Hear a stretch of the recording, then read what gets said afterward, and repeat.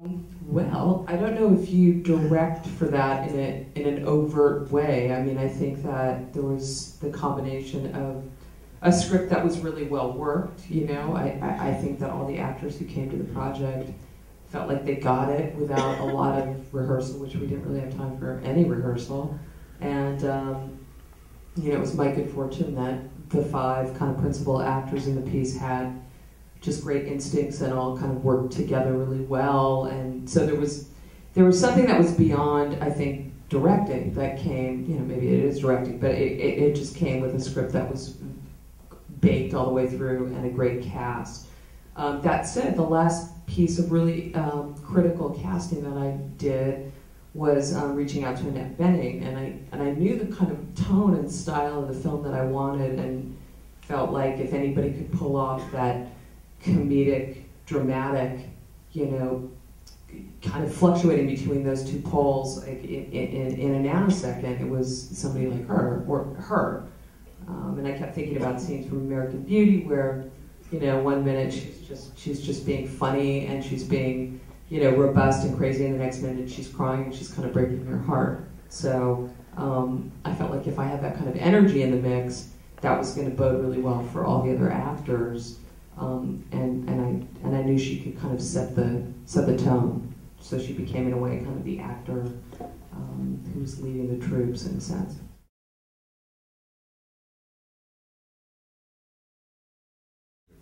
Yeah, well, I mean, if you think about it, there's not that many scenes, right, where there's all of them together, but I think that early scene where Mark Ruffalo comes to the house for the first time, that was actually his first day of shooting, and I hadn't even, he hadn't been in LA where we shot it, you know, before the day, he was there the day before or something, so he basically just showed up on set, and, you know, we gave each other a hug, and I said, yeah, his clothes work, and I'm glad he can ride the motorcycle, and whatever. I mean, it was it was like a documentary in that sense. And we had 2 cameras for that, and it was a long scene, but it was very intimate, you know. They were sitting around a picnic table, and it was this barbecue, and it was a beautiful LA afternoon, and it took a bunch of hours, so the sun was sort of setting, and it had that kind of cozy tone, and I think it was very disarming. So, yeah, over the course of that scene, everybody kind of found each other.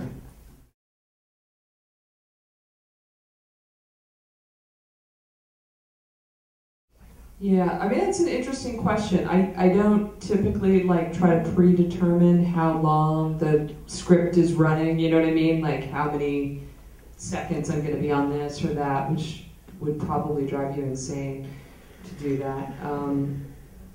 But it is an interesting idea for an exercise. That said, that was an interesting scene to write because I felt like that awkwardness was critical to making it work. I think those kinds of expository sort of apology, summation kind of scenes tend to feel sort of stilted, and it's what I didn't want for this film. I wanted things to, you know, even though she's kind of telling instead of showing, in a sense, I felt like the subtext and what's not there was as critical to the scene as what she is saying. So that awkwardness was written into the scene. It was kind of a rambling and, you know, kind of harebrained apology with a lot of sentiment behind it, and she got that. Julianne Moore got that, and I think she played it beautifully. And it was important to me to have all the awkwardness I could gather on the screen.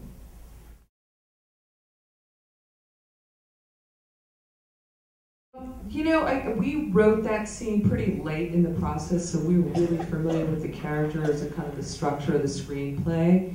And that scene was written over and over. I mean, just that apology was.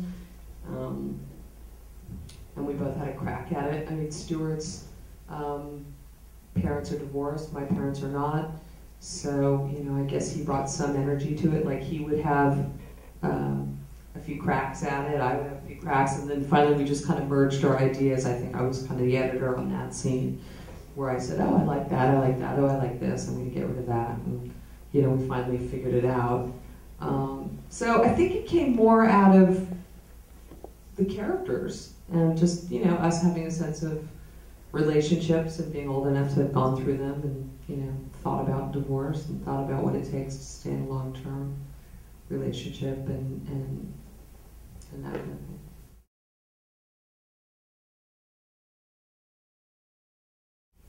Yeah, that can happen. I mean, an interesting thing with that scene in particular was when, so we shot the Julianne part first, and then we turned around and shot Annette.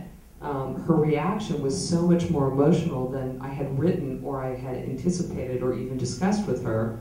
I always kind of imagined in my head she would play it very taut, like she was holding herself back, and save kind of the emotional release for kind of the end when she drops the Mia Wasikowska character off in college, and she felt it differently. So when I watched her perform it, I had a little bit of a tightening, like, oh no, is this going to devolve into melodrama? Is this going to be too big, too much? Is this going to be a weepy?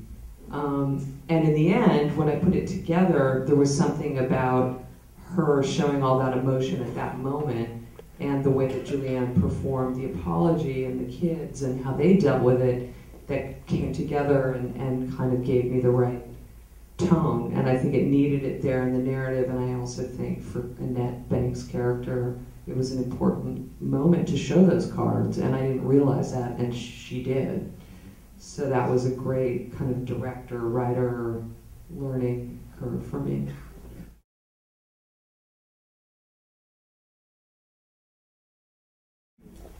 I think it's because we have the same glasses, short hair. We're both from Southern California. That people keep saying that.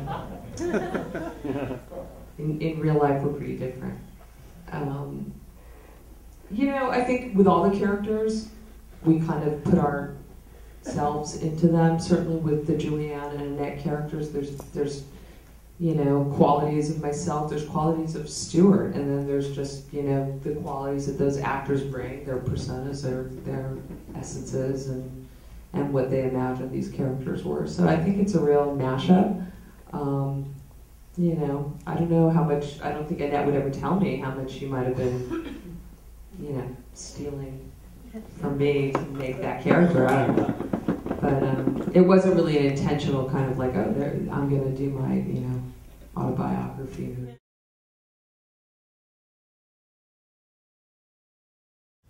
Well, that kind of dynamic between she and the gardener was always there since the earlier drafts, and it not only it amused me in the sense of like somebody who's feeling incredibly paranoid, projecting all their junk onto some completely innocent, unwitting character. So it kind of just always made me laugh, even though I felt like it was a kind of risque thing to do.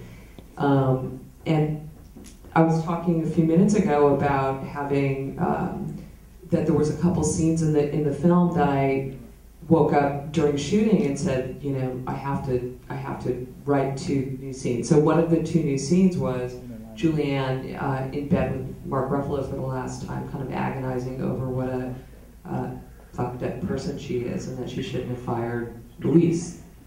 And why did she fire Luis? So I felt like if I didn't have that in there, then she was truly going to seem like kind of a callous, shitty person. But I had my fingers crossed that if I showed that she actually has some kind of conscience and a sense of remorse, that might redeem her and reveal that she's really just sort of struggling with her guilt.